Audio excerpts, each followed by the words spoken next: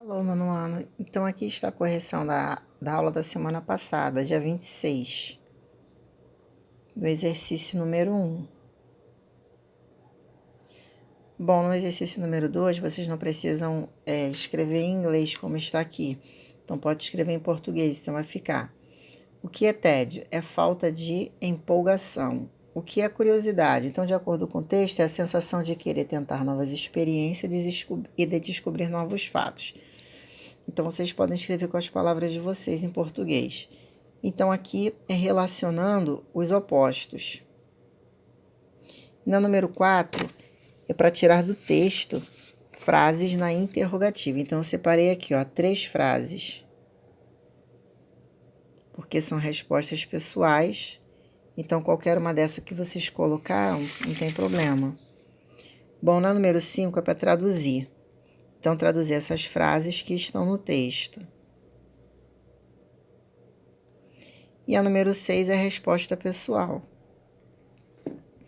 Bom, então agora vamos à revisão de prova. Então vamos lá. Escreva a forma correta dos verbos no particípio passado.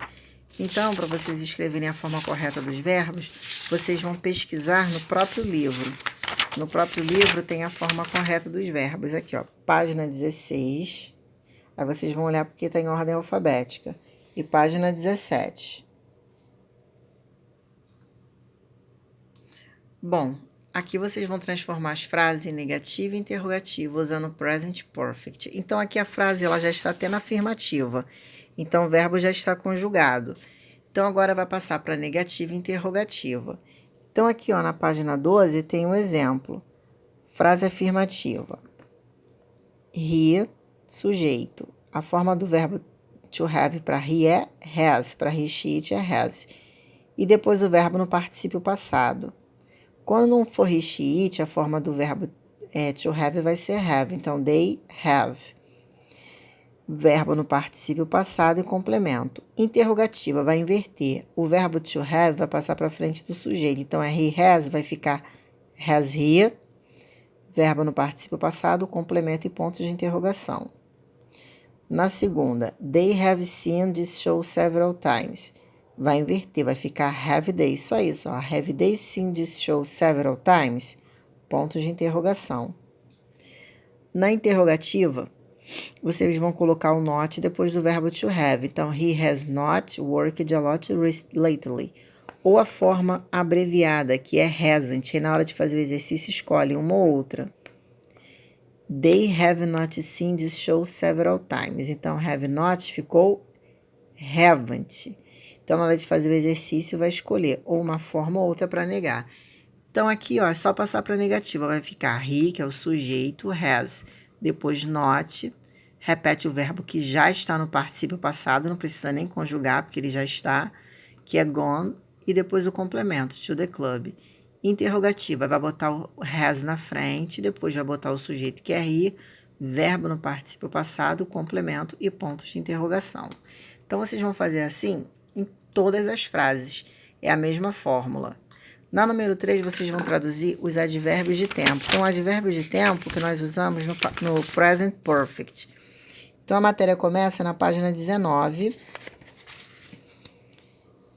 e vai até a página 20. Então, aqui nós fizemos essa matéria, fizemos exercícios para fixar. Bom, e a última matéria também foi falado sobre o past perfect. A estrutura do past perfect. Mas aqui no past perfect eu só abordei quando ele é usado. Então, aqui na página 23 tem a explicação. Então, eu vou traduzir aqui a explicação. Então, past perfect descreve uma ação que aconteceu antes de uma outra que aconteceu também no passado. Então, duas ações aconteceram no passado, sendo que uma aconteceu antes da outra. Então, vocês podem colocar em português usando as próprias palavras. Bom, na número 5, vocês vão marcar na frase que apresenta a forma correta do present perfect, a estrutura. Qual a estrutura? Sujeito, he. Qual a forma do verbo to have para he? Have ou has? Então, depois do he, que é o sujeito, vem o verbo to have conjugado de acordo com a forma dele. He. Depois do verbo to have conjugado com a forma correta para he, vem o verbo no particípio passado, complemento e advérbio no final.